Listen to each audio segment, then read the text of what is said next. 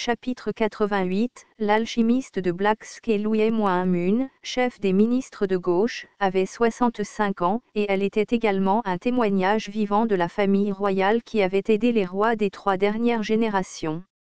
Ses cheveux étaient déjà devenus complètement blancs et son influence faisait en sorte que les ministres de gauche, les ministres de droite et même le roi ne pouvaient pas la traiter comme ils le souhaitaient. Elle pouvait être considérée comme la célébrité du palais puisque tous les ministres de gauche des différentes espèces sous son commandement, y compris les humains, les elfes, les alphelins, les nix, les nains, les kobolds et les hommes-grenouilles la suivraient en un clin d'œil. Contrairement à ce que laissent entendre les rumeurs, Louis-Moon avait l'air quelque peu anxieux. La famille Louis était l'une des plus connues de Black-Scale. Ce qui distinguait la famille Louis était le fait que toutes les autres familles influentes célèbres de Black-Scale étaient des hommes lézards. Un membre de la famille Louis assumerait toujours le rôle de seigneur et margrave de l'automation, et la famille avait également la réputation de toujours se voir confier le poste de ministre de gauche. C'étaient des fonctionnaires nobles et de haut rang, mais avant tout, la famille Louis était une grande famille de marchands.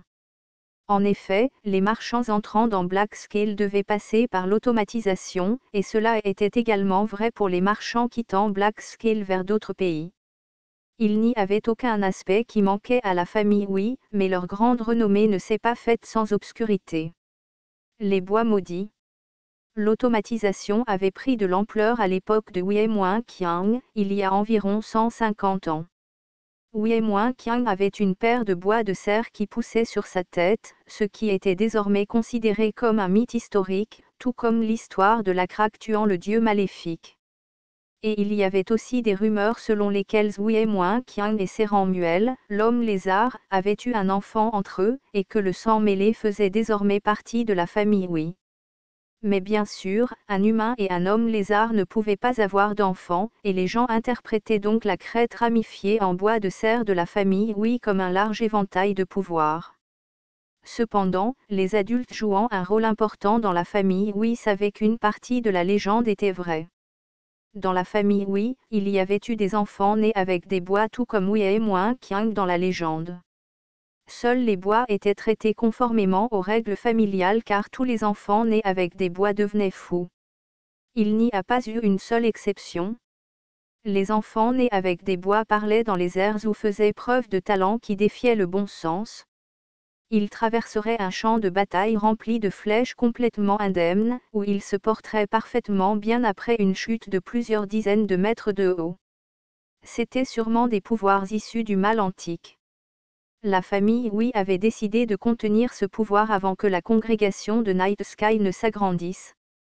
Et heureusement, la méthode était simple. Au sein de la famille Louis, les parents d'enfants nés avec des bois devaient périodiquement couper et broyer les bois. De cette façon, l'enfant pourrait devenir adulte normalement. Cependant, cette méthode ne pouvait pas empêcher d'autres personnes de naître avec des bois. Il y avait eu des débats au sein de la famille selon lesquels ces personnes devraient peut-être s'abstenir de perpétuer leur lignée, mais cette idée a été rejetée parce qu'elle était trop dure. Selon la légende, Louis-Moon aurait pu devenir une riche marchande dotée d'un pouvoir mystérieux, mais étant donné que sa fin était misérable, les gens étaient plus enclins à y voir une malédiction. Il y avait aussi des rumeurs selon lesquelles la richesse et la gloire que Louis-Moon avait accumulées provenaient toutes du mal antique. Et on croyait que le pouvoir avait conduit à la naissance d'un enfant entre Louis-Moon et Séran-Muel, l'homme lézard, que cela a rendu possible un amour impossible. En raison de l'affaire honteuse menant à l'existence d'enfants avec des bois, les aînés de la famille Louis considéraient cela comme un péché qu'ils devaient porter pour toujours. Les enfants nés avec des bois auraient Muel ajouté à leur nom. Et la lignée collatérale Muel a été traitée de la même manière que la famille Louis, mais ils ont dû vivre quelque part au plus profond de l'automation et ne pas se montrer. Cela aurait été bien si l'histoire se terminait ainsi, mais une valeur aberrante était toujours destinée à naître. Et oui, Revine Muel était l'une de ses enfants. Revine, qui s'était enfuie du château alors qu'elle n'avait que 9 ans, était montée dans le wagon de marchandises d'un marchand en partance pour le continent et était partie. Et ses mots d'adieu étaient « Je ne peux pas vivre éternellement dans un endroit comme celui-ci. Revine a abandonné ses deux noms de famille, Oui et Muel, et a erré sans but à travers le continent. Elle avait suivi un marchand satyre comme fille de course, avait été capturée par une bande de bandits et vendue comme esclave, et avait également étudié auprès d'un aristocrate Gnoladanli. La famille Oui a jugé qu'elle ne pouvait pas la laisser tranquille et a embauché des gens pour la poursuivre. Lorsque les mercenaires embauchés ont rattrapé Revine, elle travaillait dans une tour alchimiste située à Esbest en tant qu'assistante. Les mercenaires ont informé la famille Oui de l'endroit où elle se trouvait, et les aînés n'ont pas pu être plus choqués. La tour de l'alchimiste. Au-delà des murs de la forteresse qui avait été construit grossièrement au sommet d'une montagne se trouvait un entrepôt contenant tous les médicaments et trésors rares, une bibliothèque contenant toutes les connaissances du monde et une école où les alchimistes enseignaient des connaissances interdites auxquelles les étrangers n'étaient même pas autorisés. Observez. Si ces alchimistes étaient de simples érudits, les gens ne les éviteraient pas. Cependant, ils n'en étaient pas moins tout croyants. Même si les dieux ne se manifestaient pas devant tout le monde, leur miracle était sans aucun doute réel. Et en particulier, les prêtres qui empruntaient les pouvoirs des dieux étaient la preuve vivante de leur existence. Point de plus, il y avait eu des histoires transmises de génération en génération sur les gardiens des dieux apparaissant à des moments critiques des batailles lorsque le sort des pays en dépendait, alors qu'il s'agissait d'un débat pour savoir si ces histoires étaient vraies, beaucoup y croyaient. Cependant, les alchimistes niaient l'existence évidente des dieux et donnaient la priorité à leur connaissance. Aux yeux de ceux qui croyaient aux dieux, il s'agissait d'individus irrévérencieux qui avaient probablement quelque chose à voir avec le mal ancien. L'actuel seigneur de l'automatisation, Wei Do-Yung, a déclaré que le fait que Wei Qiang se rende à la tour de l'alchimiste était peut-être une fin naturelle. Il y avait eu de nombreux individus maudits comme Wei Revinemuel à la tour de l'alchimiste. Et les aînés de la famille Wei, dont Wei Do-Yung, ont décidé de ne plus courir après Revine. La tour de l'alchimiste était l'un des rares endroits où les bois maudits de la famille Wei pouvaient être oubliés, et un autre problème réaliste était en jeu. La tour de l'alchimiste était capable de rester la même lorsqu'elle était pleine de croyants, non moins parce qu'il avait suffisamment de pouvoir pour ne pas être conquis.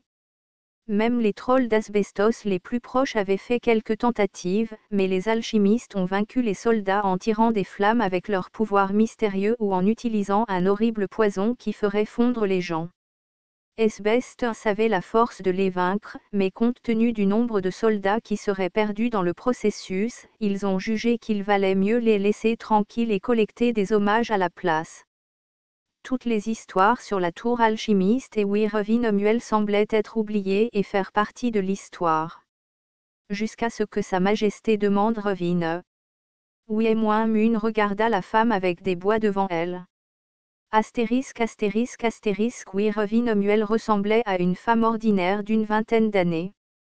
Elle avait des cheveux noirs, des yeux marron foncé et une peau plus foncée que celle des elfes, ce qui montrait qu'elle était originaire d'Automation. Elle ressemblait également à Wei Mun lorsqu'elle était plus jeune car ils étaient issus de la même famille. Sauf ses bois. Wei Mun est née et a grandi dans Automation, et elle avait vu la mère de Revine, celle avec des bois maudits, mais comme elle les avait toujours coupés, c'était la première fois que Wei Mun voyait des bois pleinement développés. Revine a demandé. Sont-ils amusants? Wei Mun soupira. Je suis désolé. Il y a tellement de choses mystérieuses à Horazan.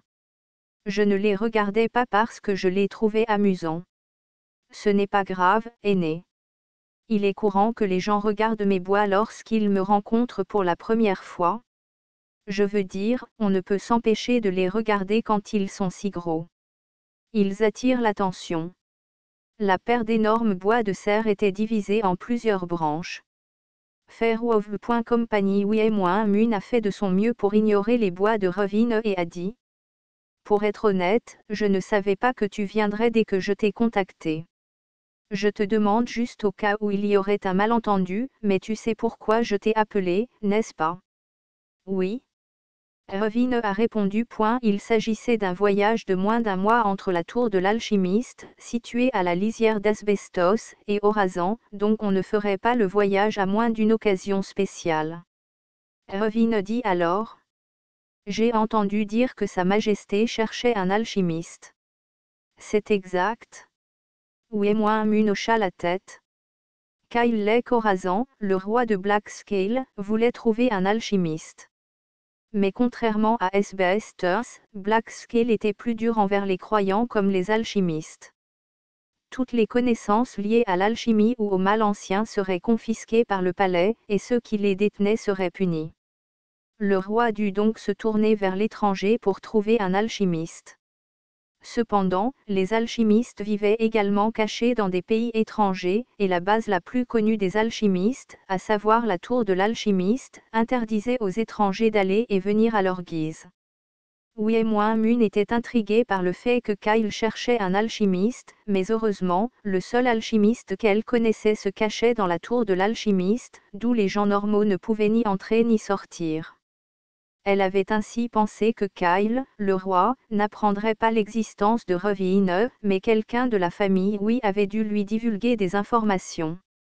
Et bientôt, Kyle apprit l'existence des bois maudits et de l'existence de Revine, et un ordre fut donné au chef de la famille et seigneur de l'automation, Domoin-Young, d'appeler Revine au palais. Domoin-Young, Uemon et le reste de la famille espéraient que Revine ignorerait l'ordre, mais étonnamment, Revine a parcouru une longue distance et est arrivé au palais d'Orazan aujourd'hui. Même si Revine faisait partie de la famille elle et Uemon n'étaient pas différents des étrangers qui viennent de se rencontrer aujourd'hui. Revine était plutôt une personne dont Uemon devait se méfier puisque Uemon était responsable des affaires du palais et assistait le roi. Et surtout, les intentions de Revine n'étaient pas encore connues. Je ne peux pas la laisser faire face à Sa Majesté de cette façon. Revine convoitait les connaissances interdites et n'était pas moins croyante, et elle pouvait être punie par la loi nationale. Si Revine montrait le moindre signe d'irrévérence, Uemon prévoyait de convoquer immédiatement les gardes du palais. Je vais arrêter de tourner autour du pot et aller droit au but. Pourquoi es-tu venu? À cause de l'ordre de Sa Majesté. Vous avez abandonné votre famille, erré pendant plus d'une décennie et êtes associé à la tour de l'alchimiste dans laquelle personne ne peut entrer ou sortir à moins d'y appartenir.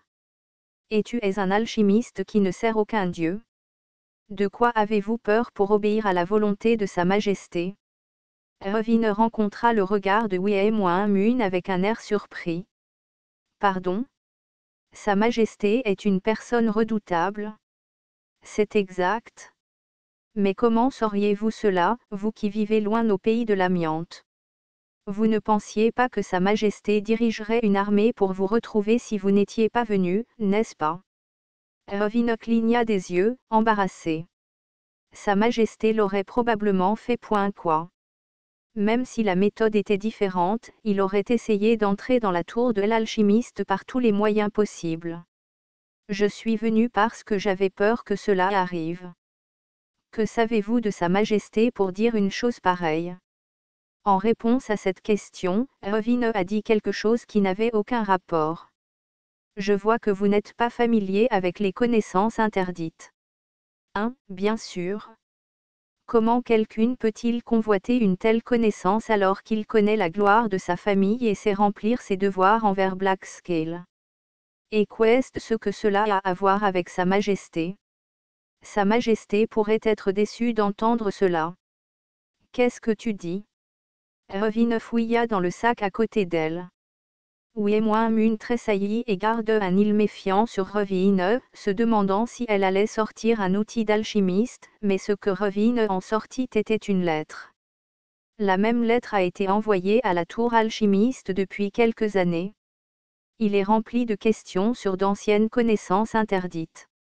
Les lettres venaient toujours d'endroits différents, donc les alchimistes de la tour avaient pensé que c'était un autre alchimiste à l'extérieur de la tour qui voulait cacher son identité. Donc, cependant, cette lettre est ensuite arrivée, et ce n'est qu'à ce moment-là que les alchimistes ont découvert d'où il venait. Orazan? Il n'y a qu'une seule personne capable de faire une telle chose tout en connaissant le mieux la connaissance interdite d'Orazan. Mun s'est immédiatement levé et a dit. Vous n'osez pas? Ne dites rien dont vous ne pouvez pas être responsable. Non, je dois le dire. Toi? Sa Majesté est déjà le meilleur alchimiste sans rival de Blackscale. Mun a crié. Y a-t-il quelqu'un là-bas? Appelez les gardes du palais. À ce moment-là, la porte s'ouvrit et un homme lézard entra. Même du point de vue d'un humain, l'homme lézard était petit et mince, ce qui montrait clairement qu'il n'était pas encore un adulte. Mun, ça suffit. C'était Kyle.